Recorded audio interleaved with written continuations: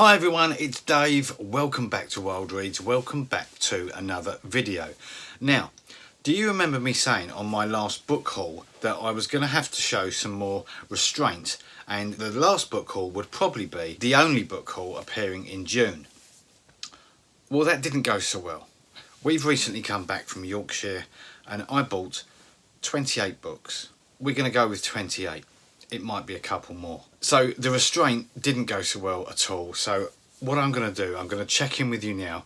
Let's get this haul out of the way, and then I promise no more book buying until we go to Wales at the end of the month. We're going to a book town. We're going to Hay-on-Wye, which has got, I think, 20 or 30 bookshops. So there will be quite a bit of unrestraint shown there. There will be a fair bit of book buying. So let's crack on with the books that I got recently in Yorkshire. So all of these are going to be pre-owned, second-hand, charity shop books. Right, so the first one I got is well, I say it's a second-hand, pre-owned. It looks brand new to me. This is a brand new hardback. Well, it looks brand new. I don't think... Sometimes it's a bit difficult to tell. Peter Hannington, A Dying Breed. This is a 2 roads hardback. This is set in Kabul. When a bomb goes off killing a local official, William Carver, a veteran but unpredictable BBC hack, is warned off the story from every direction. But his instincts tell him something isn't right. He won't give up until he finds the truth. Patrick, a junior producer, is sent out to control the wayward Carver, but as the story unravels, it looks like powerful forces are colluding to ensure the real story never sees the light of day. Set in a shadowy, Lacar-esque world, A Dying Breed is about journalism in a time of war, about how hard it is to tell the stories that need to be told, and how much easier it is not to. So that looks really good. A Dying Breed, published by 2 Roads and written by Peter Hannington. That was my first Yorkshire bargain. I'm not going to go through the blurb of all of these because this will turn into a really long video. But the next one I got is a lovely little vintage red spine edition of Iris Murdoch, The Sea, The Sea. I have got a couple of other Iris Murdoch somewhere in this room, and I think I've got her first book somewhere on. There's some vintage red spines up here, and I think an Iris Murdoch, her first novel, Under the Net, is up there waiting to be read. So this one is The Sea, The Sea. When Charles Araby retires from his glittering career in the London theatre, he buys a remote house on the rocks by the sea. He hopes to escape from his tumultuous love affairs, but unexpectedly bumps into his childhood sweetheart and sets his heart on destroying her marriage.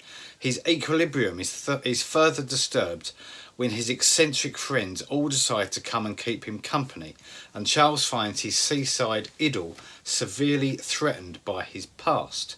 This, I think, won the Booker Prize in, I'm not sure what year, but I think this won the Booker. So that's Iris Murdoch, The Sea, The Sea. The next, another little vintage red spine edition. This is Bram Stoker. This is Dracula. Do you like the accent there? I thought that was quite good. Dracula. Anyway, it's Dracula. No one needs to read the blurb of this because we all know what Dracula's about. It's about Dracula. Margaret Foster, Hidden Lives. Lovely little Penguin edition. This is non-fiction. This is a family memoir, biography, autobiography about Margaret Foster. The next one I've got is, as Vicky refers to them, my old lady books. This is another misread. This is Mrs. Pringle. I'm yet to get into my misread reading, but I'm gradually getting more and more misread, so she'll have to make an appearance on one of my wrap-ups sooner rather than later. So that's another little misread I got there. Then I got an old Muriel Spark. This is Voices at Play. This is a lovely little copy. Look at this cover, really good. It was more, oh no, this is a really old, this is really, not really old. We're not talking vintage Penguin paperback, but this is when they got printed in the 1960s, and they had these very sort of artsy covers put on them. So that's Muriel Spark, Stories and Radio Plays, Voices at Play. Then we have, oh, I love these editions. This is E.M. Forster, and this is Maurice, which I've got somewhere in paperback as well, but I really love these Forster editions like this. See, I've got all the hardbacks down there now and all the paperbacks up this end. So this is E.M. Forster's Maurice, which I read years and years ago, but didn't have it in hardback, so I have now. The next one I bought is a John McGregor Reservoir 13, which you'll remember from last year's Booker Prize and this year's Costa. And I didn't have a copy of it, amazingly, but I have now, and I've yet to read it and heard brilliant things about this. I don't think I've heard a lot said that's not complimentary about this book, so I've got that one to go as well. What have we here? We have a lovely old naked hardback. This is a really old, The Treasury of du Maurier short stories. So a collection of short stories by Daphne du Maurier. There's some, oh look, there's an old inscription here. Look at this. I love reading things like this. So this is to David and Harry. Merry Christmas, 1969. Love from Renee. Oh, David and Harry. Wow, that's fascinating. So this was published in 1960. First came out in 1952. And this is the second impression, published in 1960, and it's got some very famous stories in it: the Blue Lenses, the Apple Tree, the Birds, the Menace, the Lordly Ones. So some very well-known Daphne du Maurier short stories in there, and it's got that lovely, oh, that smell. Oh, I wish if you could bottle that smell, or sell candles that burned with the scent of old books. I wish I could transfer this smell to you now, viewers, but the smell of old books, there's nothing quite like it. Next we have The Pursuit of Love by Nancy Mitford. This is another, looks like a 1960s edition of, and these all come from a book. Sorry, I was looking up a date there, wasn't I? This is so published in 1945. Oh, and this is the 70s. This came out in 1978. In this edition. So Nancy Mitford, The Pursuit of Love, the first novel by the author of Love in a Cold Climate and The Blessing. We found like a vegan cafe up in Yorkshire that had a bookshop sort of attached to it as part of the business. Had the cafe in the front and the bookshop at the back. And these were in crates. These were like, they had some very expensive books inside, first editions of stuff and antiquarian books. But these were all in crates. In like a yard, really. You might see more of it on the vlog, which is coming up in a week or so. The next one I've got here is Resorting to Murder. This is another one in the British Library Crime Classic series, Resorting to Murder, Holiday Mysteries. And I think this is a collection of different mysteries. Yes, it is. So different authors. For instance, we have The Adventure of the Devil's Foot by Arthur Conan Doyle. G.K. Chesterton, Basil Thompson, Anthony Berkeley, Leo Bruce, Arnold Bennett, Helen Simpson. Oh. So we've got a really good collection of little mysteries there from the British Library. What else have I got here? This is a hardback from Anthony Michael Hurley. This is called The Lonely. I've seen this book. I've seen other people reading this book, so I picked it up because it is supposed to be quite good. And it says here, so from the inside flap, viewers, if it had another name I never knew, but the locals called it the Loony. That strange nowhere between the Wire and Loon where Hanny and I went every Easter time with Mama, Father and Mrs. Beldeboss and Father Wilfred, the parish priest. It was impossible to truly know the place. It changed with each influx and retreat, and the neap tides would reveal the skeletons of those who thought they could escape its insidious currents. No one ever went near the water, no one apart from us. That looks interesting. That does look interesting. And Stephen King says on the back, the Lonely. It's probably the Lonely. What did I say? Loony? I'm going to say the Lonely. It's the Lonely, isn't it? Stephen King described it as the Lonely is not just good, it's great, an amazing piece of fiction. So we'll see. And I think it was only about £1. The next books I got some, we went to a village called, what was the village called? The village was called Knaresborough, beautiful little northern Yorkshire village. And they had, it was like an antique shop, and they were selling off these Folio Society books. And they were five Folio Society books for £20. Which is a bargain because they're usually £30–40 each. The ones I got Far From the Madding Crowd by Thomas Hardy, and for anyone not familiar with the Folio Society books, they're all slip-cased. So, and they are all beautiful editions, and quite a few of them are illustrated as well. So lovely end papers here as well, illustrated. So you've got engraved plates within the story as well, which is great. So that's Far From the Madding Crowd. Let's put it back in its slipcase. Far From the Madding Crowd, Thomas Hardy. The Woodlanders from Thomas Hardy as well. And this one, I just had a look at the end plates. It's probably another map of Wessex. Yes, it is. And the good thing, the beautiful thing about Folio Society books is the quality of the actual books themselves. The quality of the printing, the quality of the paper. They are super. I used to be a member of the Folio Society, and I've got quite a lot of Folio Society books of different subjects, some fiction, some non-fiction. So that's The Woodlanders from Thomas Hardy. Then we have another Thomas Hardy book. We have Jude the Obscure, which is in this lovely sort of blue-grey colour. There's a little bit of sun damage on the back there, but we won't worry about that. This quality is superb on these. Jude, so 3 Thomas Hardys. Put that back in there. We have a Dickens here, so a Folio Society Dickens with the old Curiosity Shop. So really, let's have a look at this. This is I haven't had these out the slipcase since I bought them. So I'm looking at these really at the same time as you are. So yeah, lovely, beautiful, beautiful, beautiful Dickens edition there.